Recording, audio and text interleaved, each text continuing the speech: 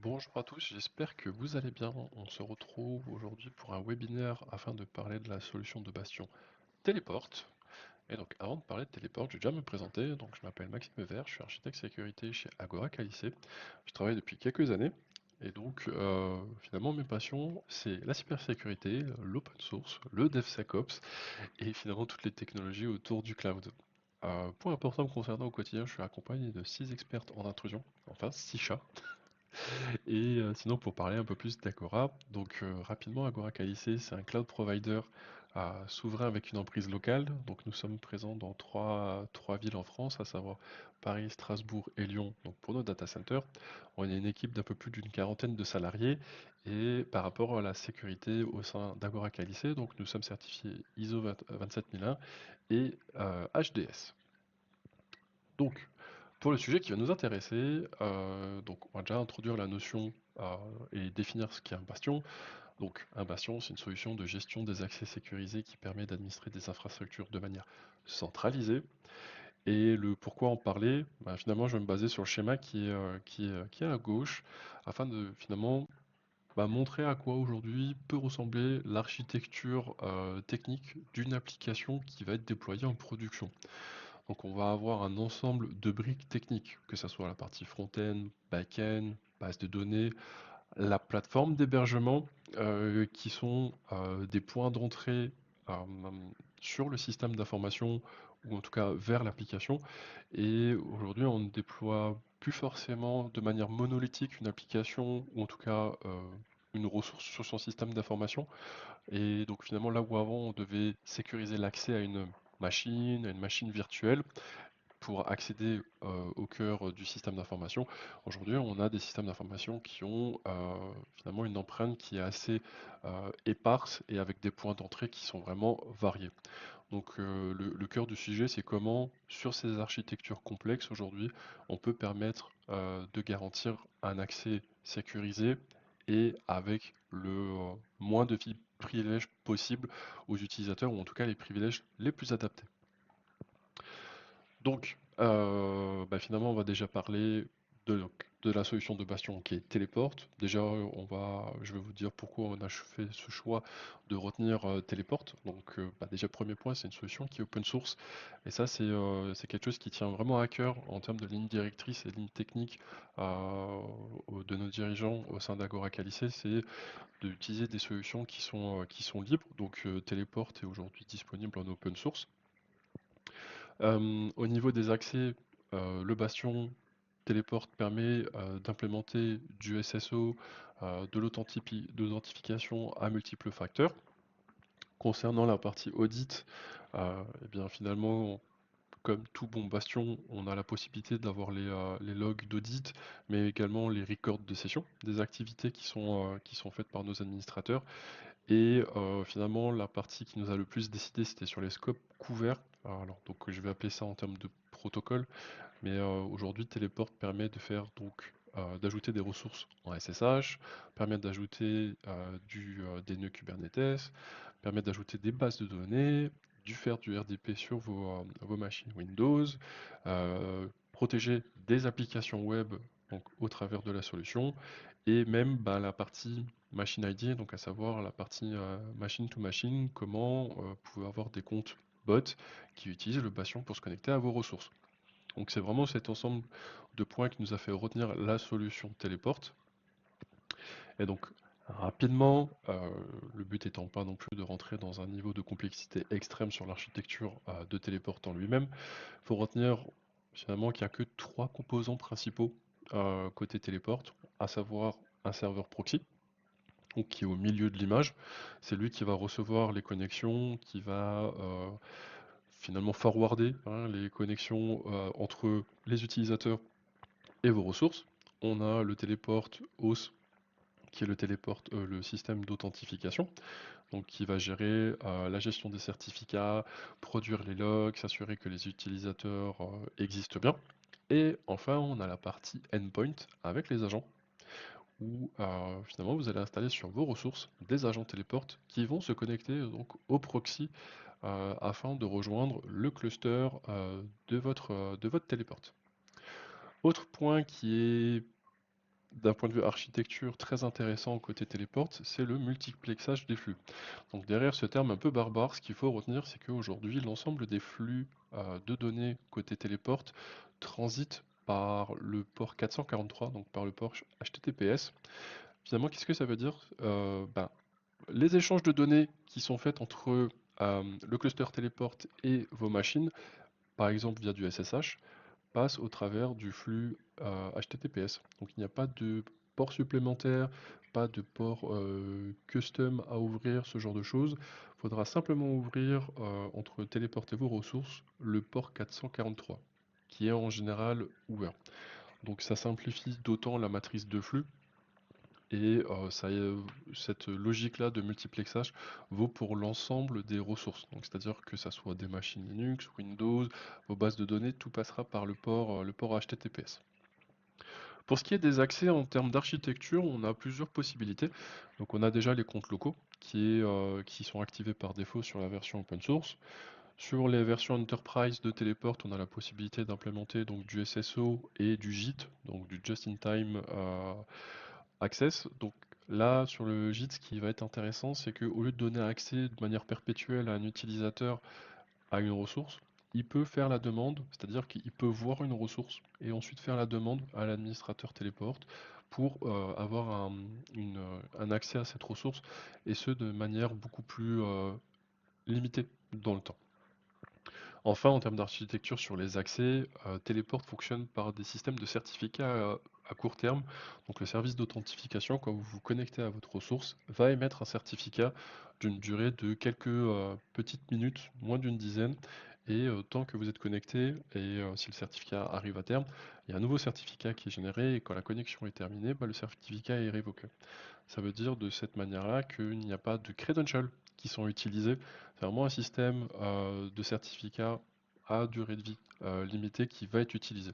Donc c'est vraiment le point fort architecturalement parlant pour Teleport. Donc côté Agora KIC, finalement comment nous on a implémenté et utilisé le bastion Teleport. Donc on a mis en place une authentification forte avec MFA, donc à minima du TOTP, mais on a généralisé l'usage des YubiKey et du passwordless. Nous utilisons Teleport pour les accès machines, donc à savoir dans nos workflows Terraform, nos workflows Ansible ou de CI/CD. Les bots Teleport sont utilisés pour faire des actions sur nos machines, sans qu'on ait besoin d'utiliser de compte utilisateur Teleport. On l'utilise bien évidemment pour la partie auditabilité, traçabilité. Effectivement, norme ISO HDS oblige, donc tout ça est récupéré. Pareil sur la partie surveillance et alerting, donc on a des détections de comportements anormaux sur nos utilisateurs Teleport avec un suivi de tous ces éléments. Enfin, dernier point, la partie GitOps. Donc j'y reviendrai un peu plus tard, mais aujourd'hui Teleport, nous le gérons complètement via notre GitLab interne, ce qui fait que en termes d'administration et de MCO, on est sur quelque chose qui est très très léger à administrer et à gérer au quotidien. On a une seule personne qui le gère au quotidien pour tous nos besoins et c'est largement suffisant. Alors, je finirai sur la partie architecturale qu'on a déployée chez Agora par rapport, enfin, en me basant sur le schéma. En fait, ce schéma, qu'est-ce qu'il faut retenir? C'est que aujourd'hui, donc, nous avons plusieurs data centers. Et afin de garantir de la résilience et de la facilité d'accès sur nos data centers, on a mis en place cette notion de Trusted Cluster que propose Teleport. Donc nous avons un cluster root qui trust des leafs.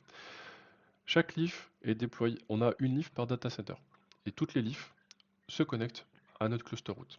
Ça nous permet d'avoir un point d'entrée unique pour nos utilisateurs afin que eux aient ensuite accès à l'ensemble des data centers et donc des ressources qui sont dans ces data centers. Et cette architecture permet une autre chose aussi, c'est que si par exemple le cluster le data center sur lequel est hébergé le cluster root, si ce data center là vient à tomber, on a toujours la possibilité de se connecter en direct sur les leafs de nos autres data centers.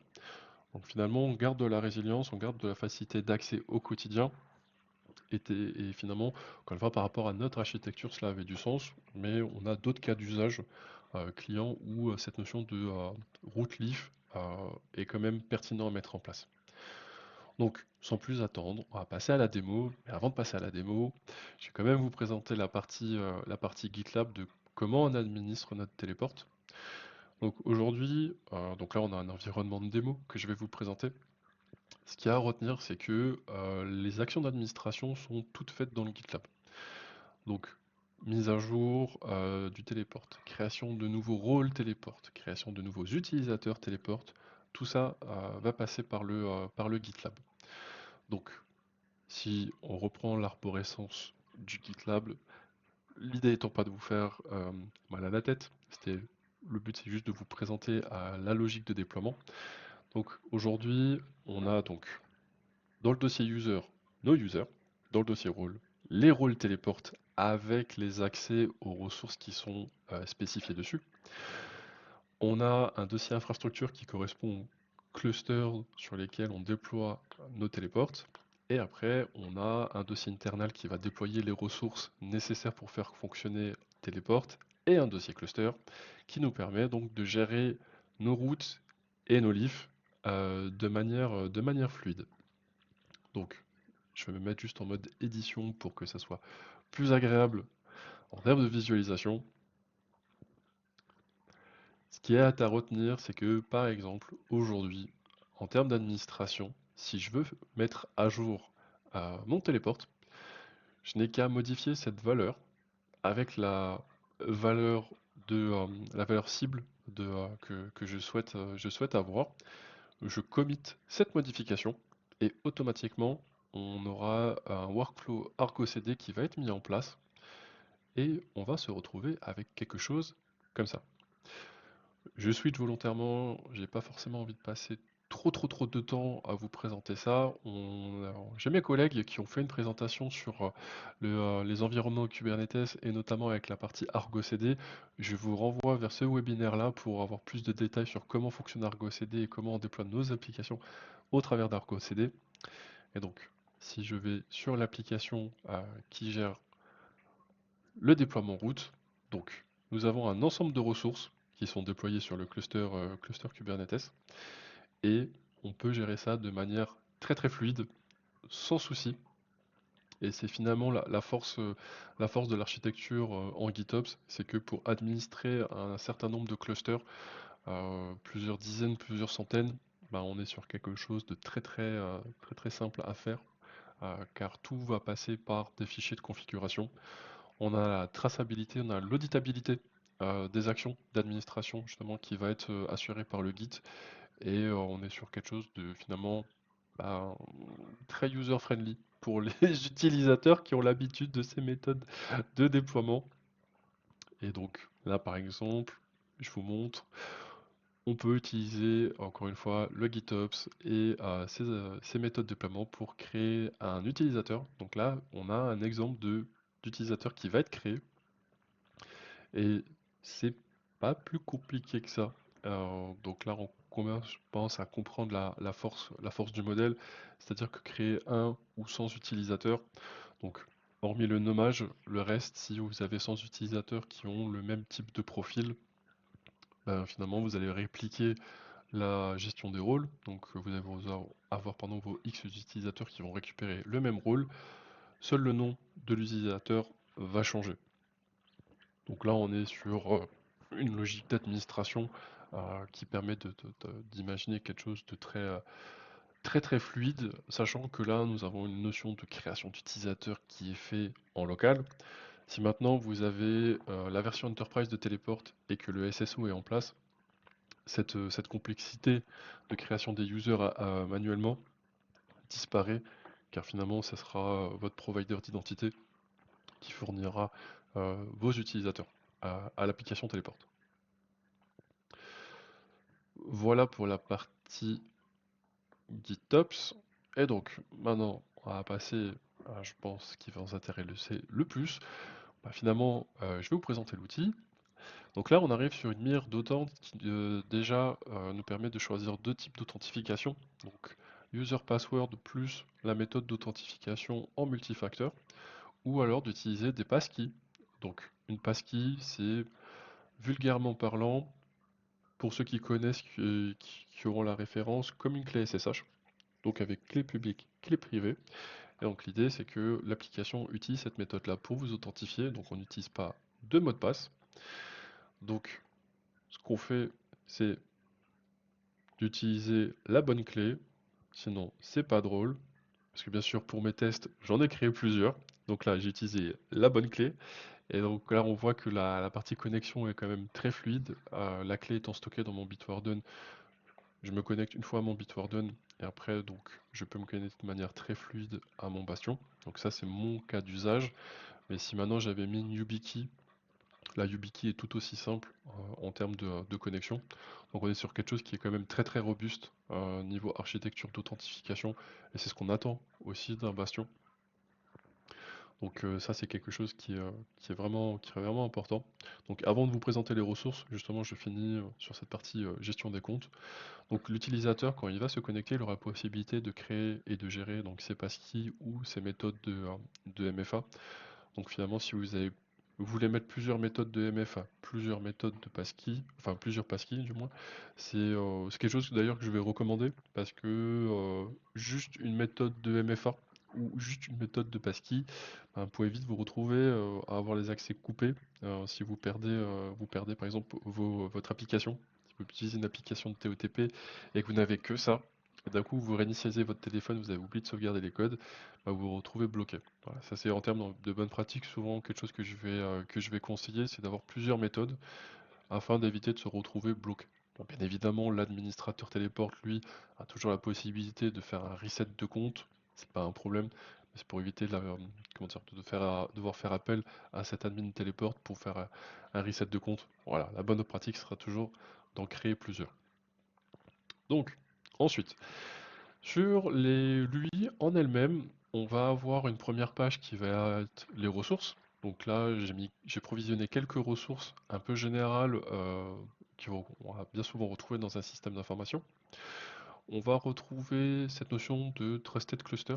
Donc là, le schéma que je vous ai montré tout à l'heure, donc je reviens juste rapidement dessus.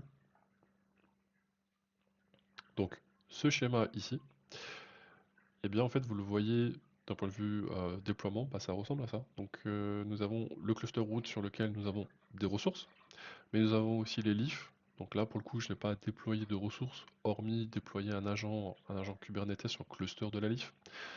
Mais on aurait pu avoir le même type de ressources que nous avons ici dans le root. Nous l'aurions retrouvé dans la leaf 1 ou dans la leaf 2.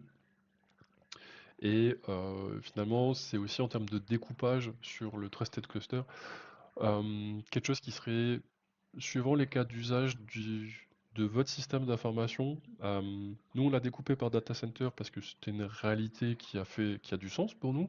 Mais si par exemple vous avez une équipe infrastructure, une équipe dev, et que vous n'avez pas de lien fort entre les deux, bah, vous pouvez imaginer une NIF avec les ressources euh, infrastructure et une NIF avec les ressources dev. Et de cette manière-là, vos utilisateurs d'infrastructure ou vos utilisateurs euh, dev, au lieu de se connecter aux routes, en fait, la seule chose qu'ils auraient besoin de faire, c'est de se connecter à la leaf. Donc là, on va reprendre juste l'exemple de la leaf 1.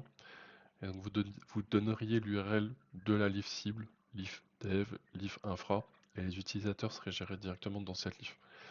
C'est intéressant en termes d'architecture pour bien découper les différents accès.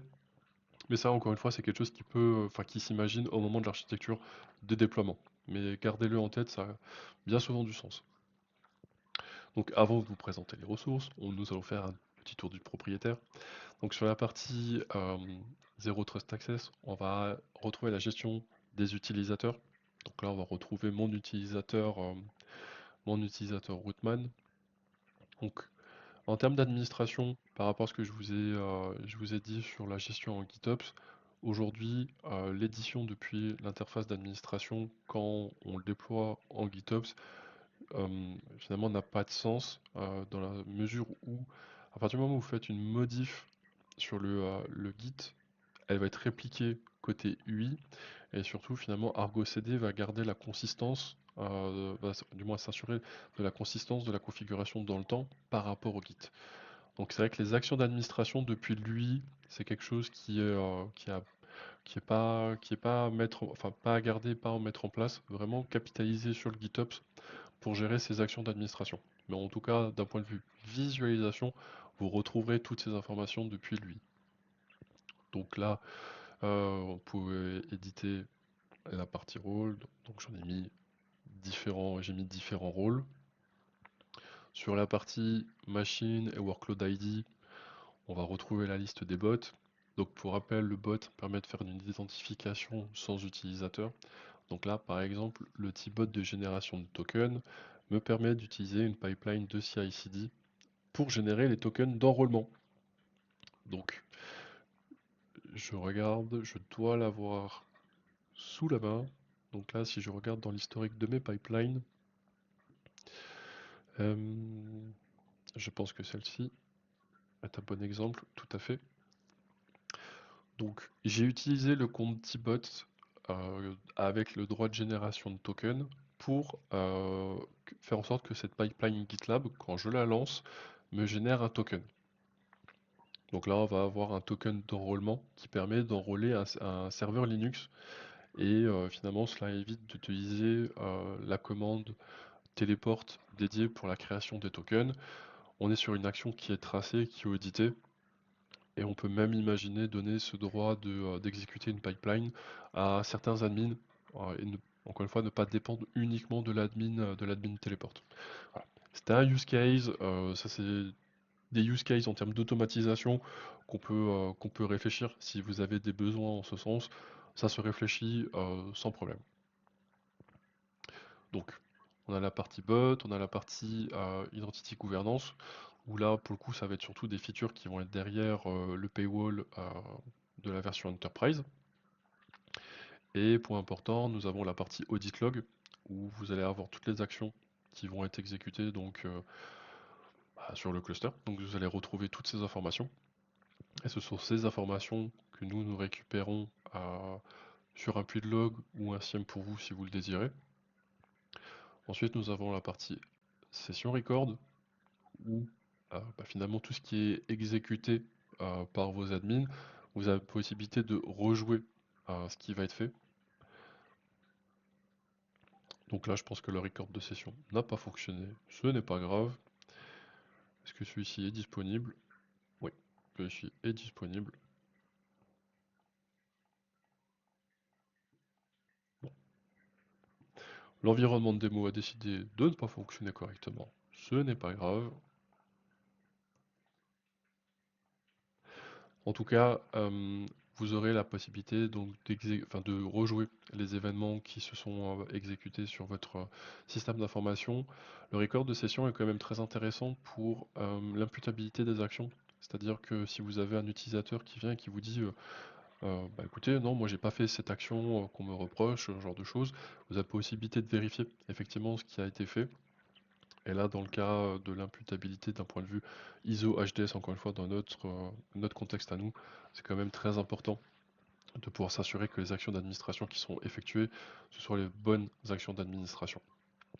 Ça permet aussi d'ailleurs de rassurer, moi je le market entre guillemets auprès des équipes souvent comme ça, c'est que l'idée étant pas de surveiller pour surveiller dans le sens fliquer, mais ça permet surtout de bien expliquer à l'administrateur que, bah non, justement, tout ce qui va être fait enfin, si encore une fois il fait les choses correctement, bah, il va pouvoir prouver qu'il fait les choses correctement. Donc là, par exemple, si vous travaillez de manière indirecte pour un client à vous, si vous administrez ses ressources et que le client vous dit bah vous avez fait ça, vous avez aussi la possibilité de vous défendre et de dire non, j'ai pas fait ça et j'ai les vidéos pour le prouver ou j'ai les audits des actions qui ont été effectuées pour vous le prouver. Donc voilà, rapidement, pour avoir fait le tour, l'idée étant que l'interface n'est pas très compliquée, on n'en attend pas plus, elle fait très bien le travail, elle fait ce qu'on en attend. Et donc finalement, nous, ce qui va le plus nous intéresser au quotidien, bah, c'est l'onglet ressources.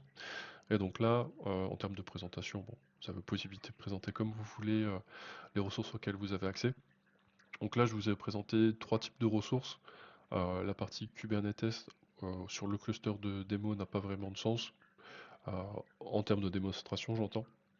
Donc on va déjà démarrer avec la partie Linux. Donc quand vous voulez vous connecter à une ressource Linux, c'est très simple, vous appuyez sur le bouton connecter et après vous choisissez l'utilisateur avec lequel vous allez pouvoir vous connecter.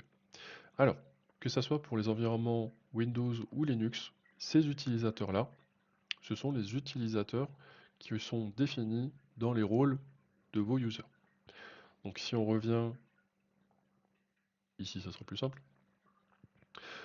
Si on revient sur l'exemple du user, donc les utilisateurs Windows, là c'est un exemple, on peut rajouter manuellement un utilisateur. Mais si nous allons regarder sur les rôles, donc là nous allons retrouver finalement les utilisateurs.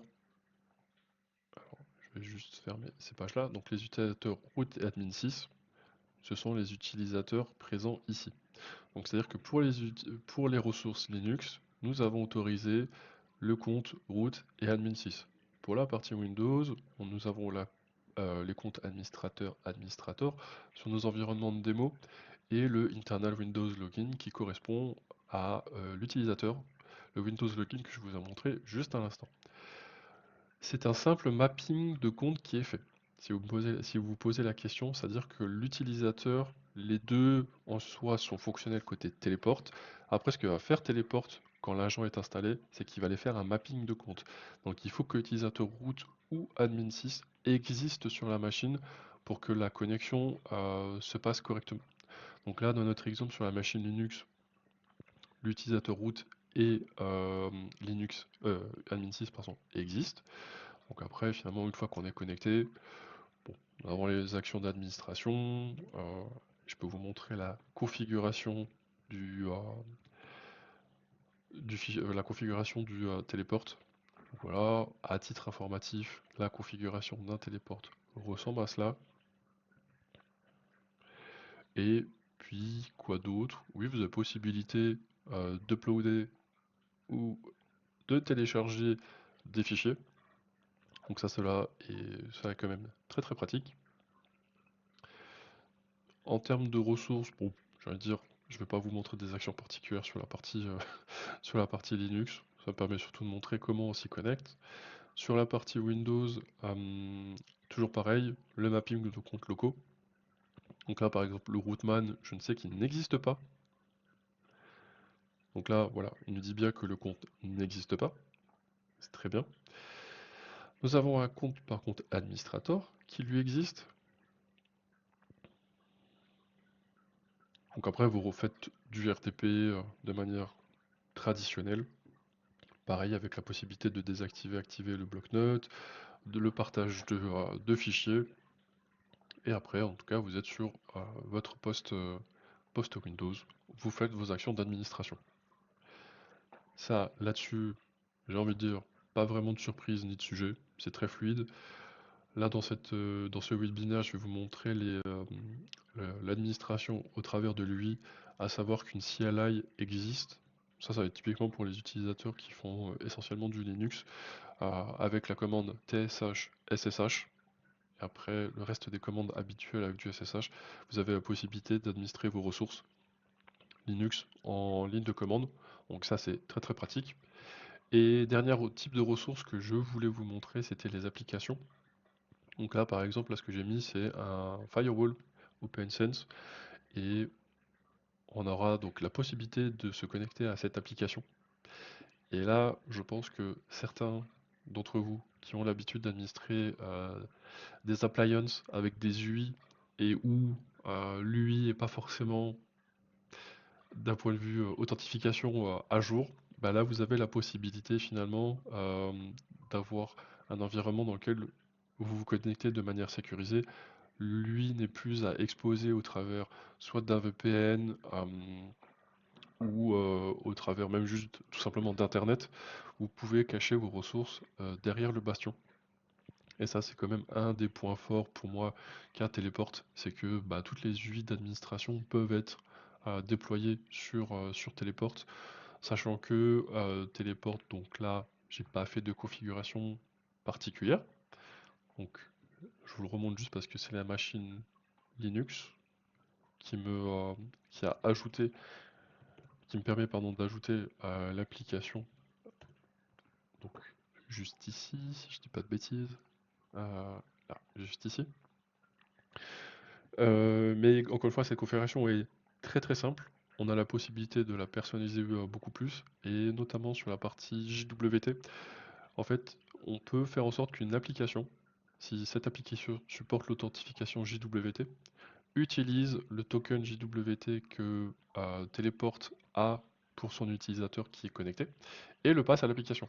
Donc là, on rentre dans un cercle vertueux où l'utilisateur se connecte à son compte Teleport, et via son compte Teleport, il va pouvoir se connecter à l'application avec le même compte Teleport, et lui n'aura pas eu de user mot de passe à ressaisir. Tout ça, pardon, se sera fait automatiquement. Donc encore une fois, finalement, c'est l'outil de sécurité qui vient augmenter le niveau de sécurité, mais vient aussi finalement augmenter pour les utilisateurs l'aspect user-friendly. Et ça, c'est quand même un point important parce que bien souvent, on a des outils de sécurité qui apportent un niveau de sécurité, mais qui, dans bien des cas, peuvent dégrader l'expérience utilisateur. Là, pour moi, et vous le voyez au niveau de la démo, on est sur quand même quelque chose qui est très user-friendly, qui se déploie facilement et qui est accessible. Donc là, on a la partie UI pour l'administration. On a encore une fois, je le répète, la partie CLI qui permet d'utiliser la ligne de commande pour gérer les ressources administrables en ligne de commande. Et donc, par rapport à ça, c'est vrai que c'est l'un des points forts, selon moi, qu'a Teleport sur ses concurrents. Notamment, si je peux en citer une, qui est Guacamole. Bah voilà, typiquement Guacamole, en termes d'architecture de fonctionnement, bien déjà, vous n'avez pas d'agent. Donc ça sous-entend le fait que votre déploiement Guacamole puisse accéder aux ressources directement. Ce qui n'est pas le cas avec Teleport, car via des agents mis sur vos ressources, bah, c'est les agents qui se connectent au cluster Teleport. Donc on est déjà sur une architecture qui est beaucoup plus sécurisée. Il n'y a que le port 443, encore une fois, je le répète, à ouvrir. Et ben, finalement, par rapport à Guacamole, aujourd'hui, le support d'application n'est pas assuré. Donc vous pouvez avoir du RDP, des clusters Kubernetes, VNC et du SSH dans Guacamole, mais la partie application, elle n'est pas disponible.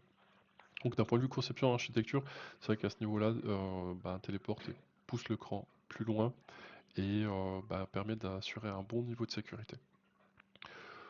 Globalement, j'ai fait le tour de la solution Teleport. Si vous avez des questions, n'hésitez pas à revenir vers nous. On se fera un plaisir de faire des démos personnalisées sur des environnements que vous avez potentiellement chez vous ou que vous voulez tester.